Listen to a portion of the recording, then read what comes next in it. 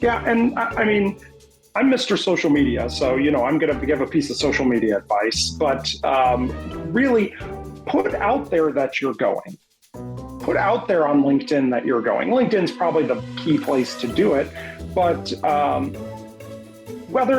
if you're not a post maker, if you're not a person who likes to post, that's fine. There's plenty of posts out there about IMTS right now. Just put comments out there. Hey, I'm going to be at IMTS on Tuesday and Wednesday. Because your friends, your colleagues, your workmates from past jobs, they're going to see your comments.